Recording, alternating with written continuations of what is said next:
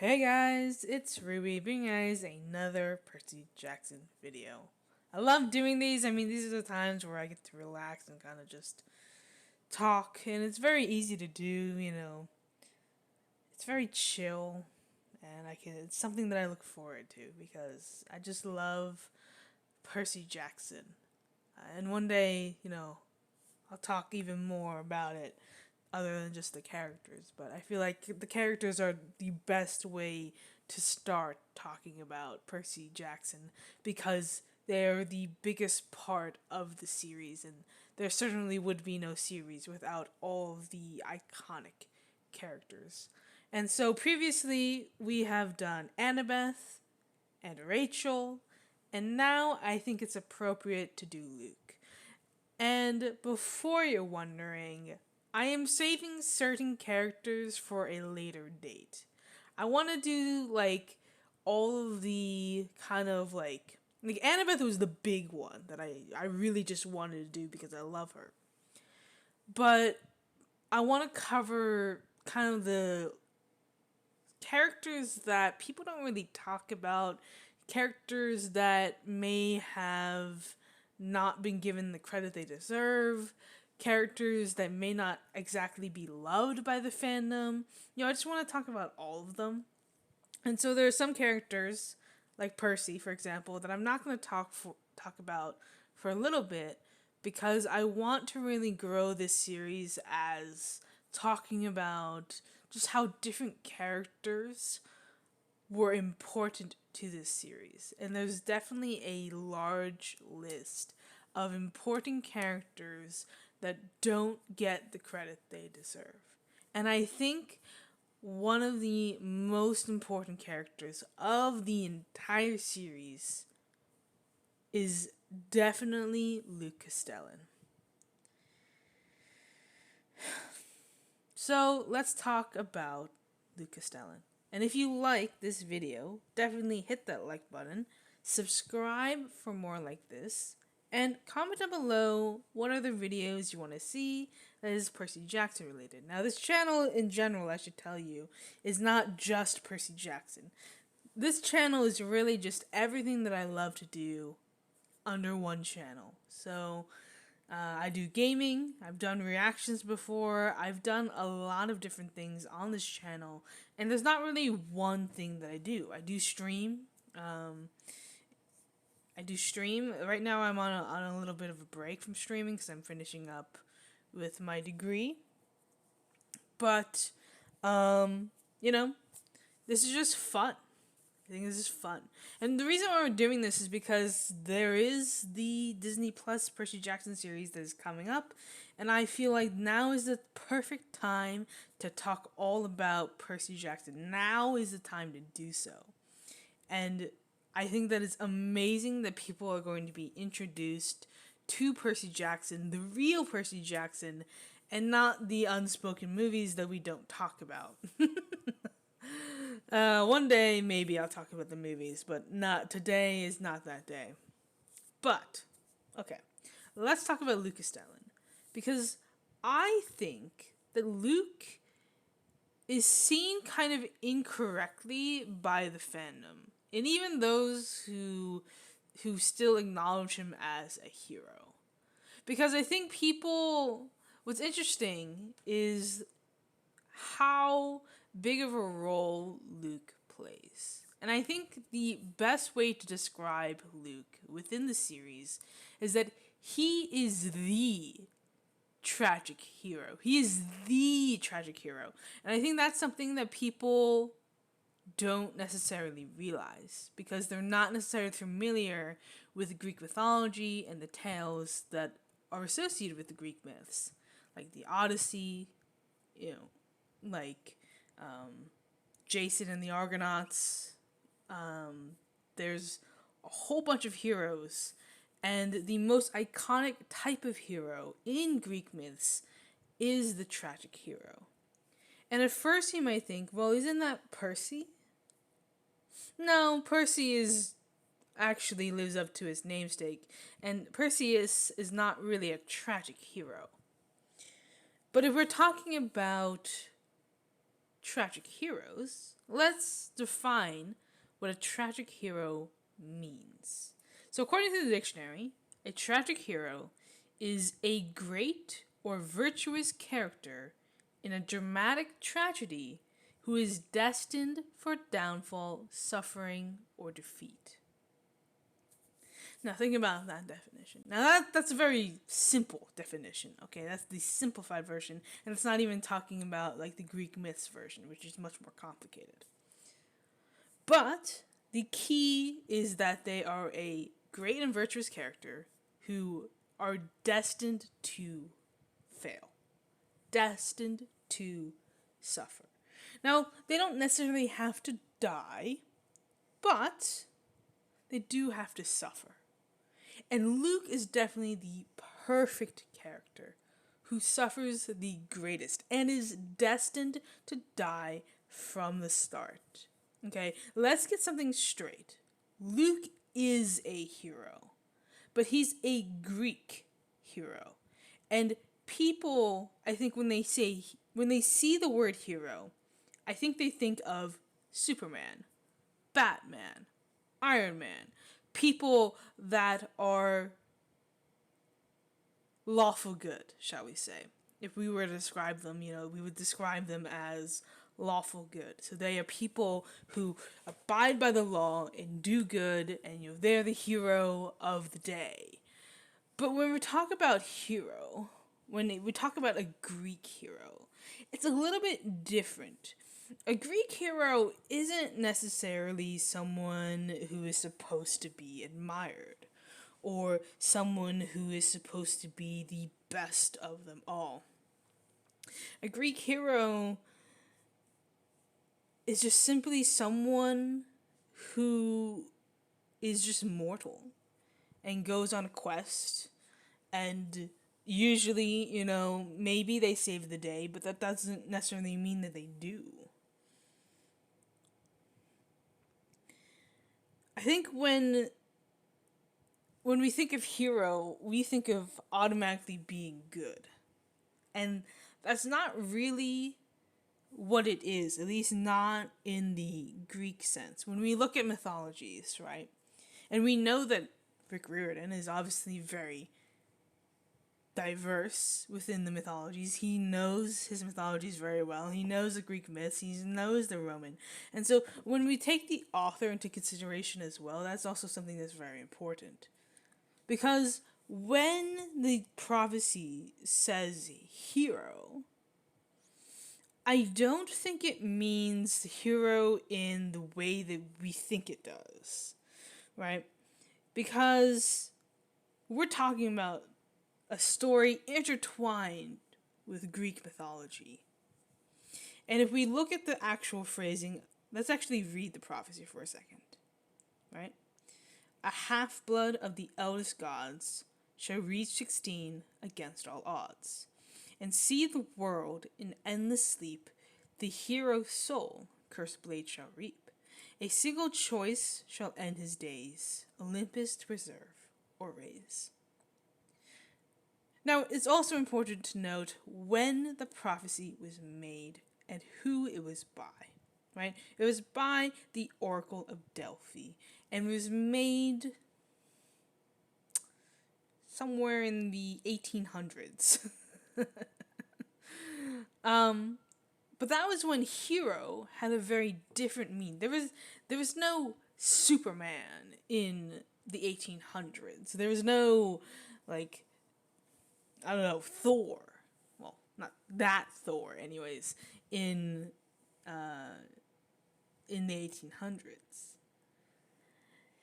So hero meant something very different. And it means something very different in Greek mythology as well. When we look at heroes, they're not necessarily good guys. They're just people who kind of serve the gods in some way. And I think that is the kind of hero that Luke is supposed to be. He's not supposed to be a superhero. He's not supposed to be this hero that saves the day. He's just a guy who has a story to be told, I suppose.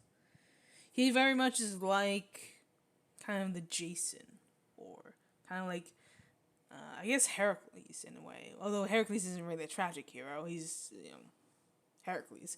Or even looking at, like Achilles, for example. Achilles isn't a good guy. At least not really. He's a hero, but he's not necessarily good, right? And I think people get the wrong idea. I think because the way that we see hero, we automatically see lawful good. But a hero isn't necessarily that way. At least not in the Greek world, right?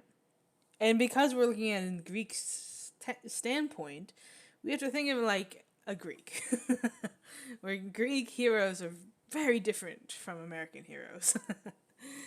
So yeah, I think that Luke is a hero regardless of whether you think he was right or wrong in the end. Okay? Luke is a hero, just not the definition of hero that you're used to. But here's what makes him the tragic hero. Luke, from book 1, is destined to die. He is destined to die. He is destined to fail. And we know this because when we see book 5, right, when we see The Last Olympian, the fates cut a string. And they say that something along the lines of the deed is done. That same string is the string that they cut in the very beginning in The Lightning Thief, before Percy gets to camp. When he's just on the bus, they get off, he sees the fates cut this gold string. And he thinks that it's him. He thinks that that string represents him. But it's actually very interesting. Because Percy thinks he is the hero, right? Percy thinks that he is the demigod of the prophecy. But, as we learn later, Percy is not the hero. He is not the hero in the prophecy. He is the half-blood of the Eldest Gods, but he's not the hero. And what's interesting about this prophecy is that people assumed that this entire prophecy was talking about one person, when in reality, the prophecy was actually talking about 2 people. But because his and her is kind of used, like, people talk about how it says his, so it has to be a guy, but his is actually used as a kind of a generic pronoun, if you will.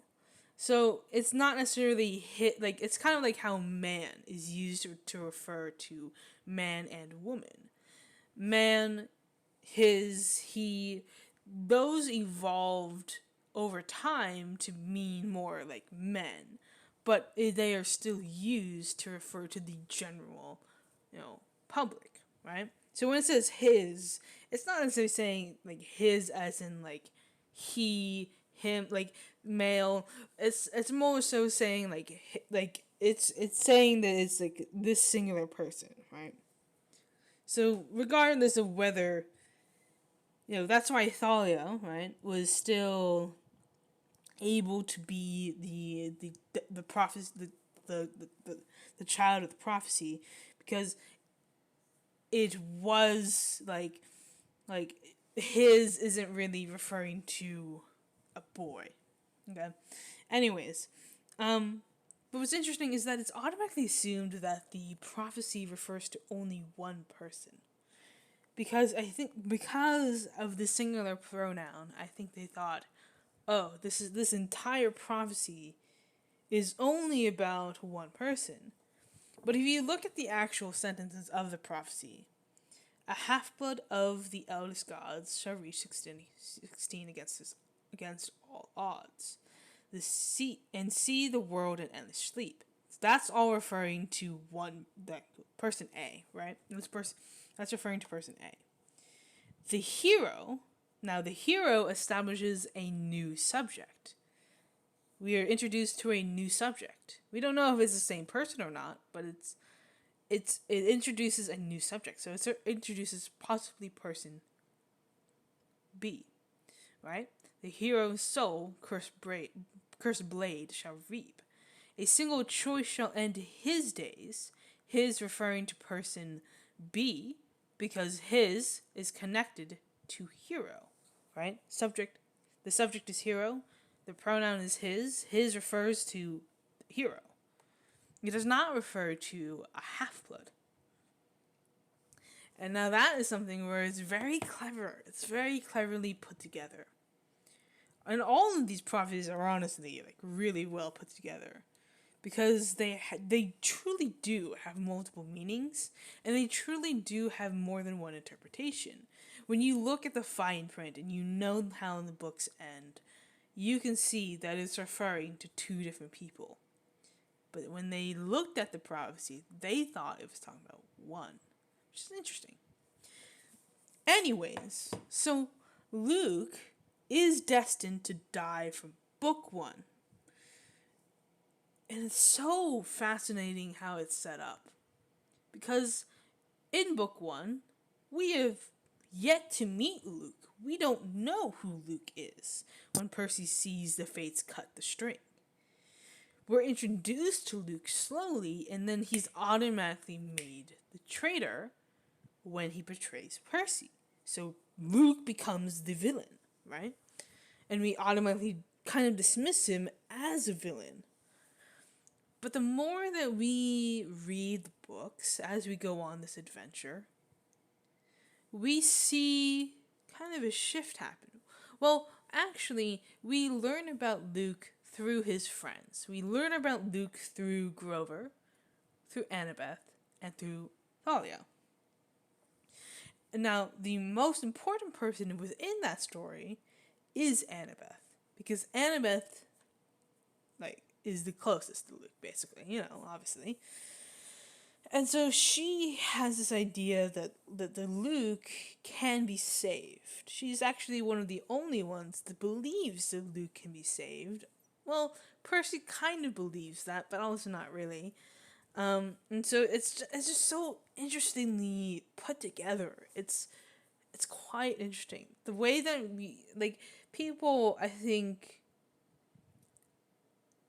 they look at Percy Jackson and they see that it's mid-grade and it's it's for children. But the books, I feel are so much more complex than people realize. I'm getting off topic, but I do think that the books deserve a lot more praise, because this book 1 clearly sets up book 5. And I don't know if this is all done on purpose. I don't know how much was planned out. I assume that the series was kind of mapped out and we got it together. And so I think that they're obviously connected on purpose, and whether he knew about the ending or not, I would think from what I read, right, what I'm reading, I would think that he came up with the ending, at least the ending, when he came up with book 1, because it ties together so nicely. Now, Luke does suffer from a bad childhood. We know this. We know this because we learn about it. We learn about it in The Last Olympian. We even learn about it a little bit in the Battle of the Labyrinth. Actually, we learn about it kind of throughout the book, because we learn what the gods are like through Percy and Annabeth, right? Percy, Annabeth, and Grover. We learn about what the gods are like. They're very neglectful. They don't really talk to their children. They kind of can't talk to their children as well. We learn some about some of the ancient laws. And part of that, we kind of see this neglect for the demigod's children. And there's extra emphasis on the Hermes cabin, because the Hermes cabin is the only one with all of the unclaimed demigods. And with this knowledge, we know that Luke was surrounded by people who were suffering with him. He was surrounded by hundreds of children who had no parents, no idea who their parents were, or parent was. And so, not only did he have a messed up childhood, but he also was surrounded by other people who had equally bad childhoods. I mean, we look at like Ethan, right? We look at just everyone. We can just assume that everyone in the Hermes cabin that was there for like longer than a year probably had a bad childhood, right? Because they didn't know who their parent was. They didn't know who their mom was. They didn't know who their dad was. And so that is only going to confirm Luke's hatred for Hermes and the gods, right? Because he sees all of these people suffering, all of these kids with no one there for them. And the more that we learn, we also learn that his mom, his mom's kind of messed up because of the Oracle. And then, which is caused by Apollo, kind of. And then, Hermes is bad. And then, like Zeus, he's, like, Luke saw, right, that Thalia was just left to die. She became a martyr.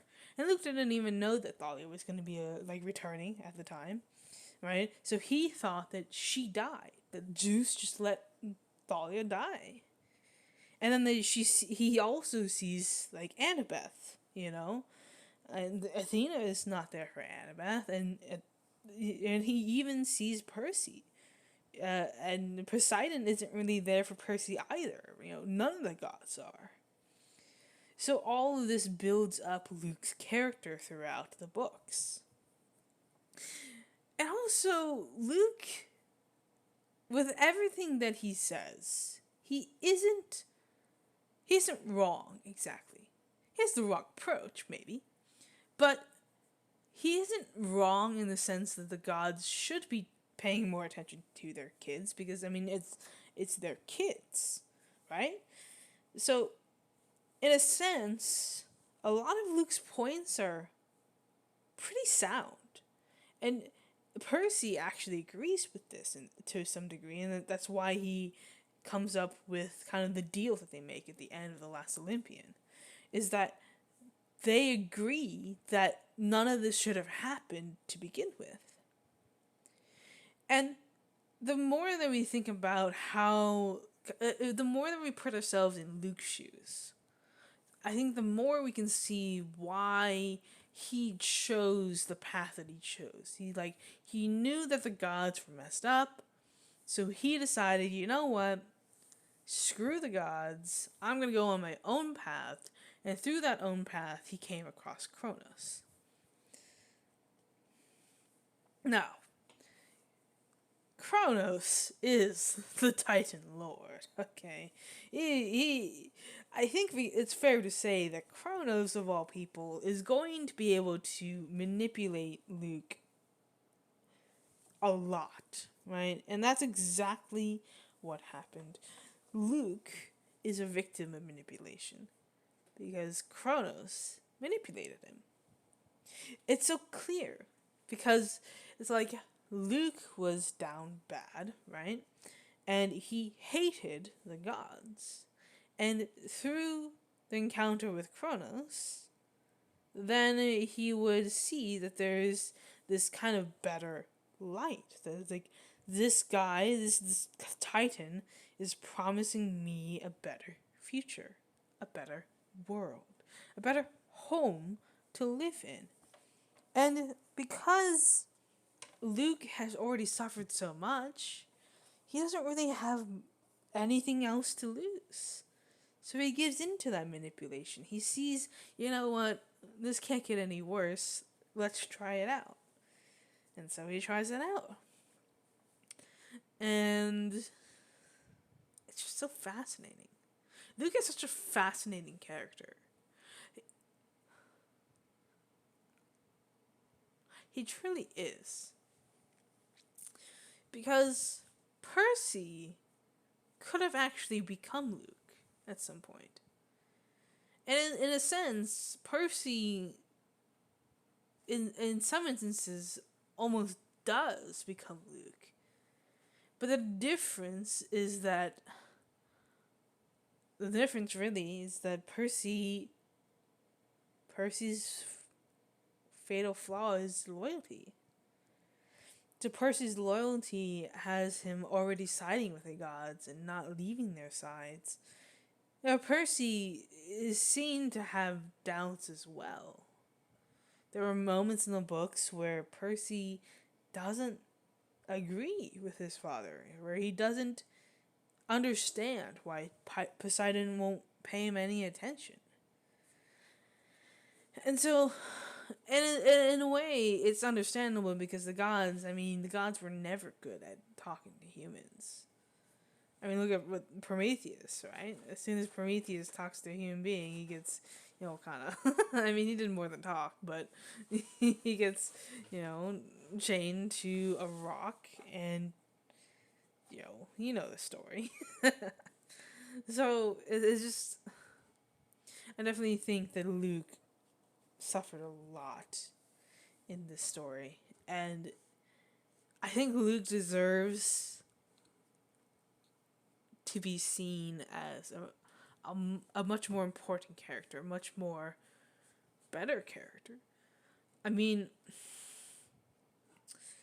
Luke suffers from changes of mind too late, right?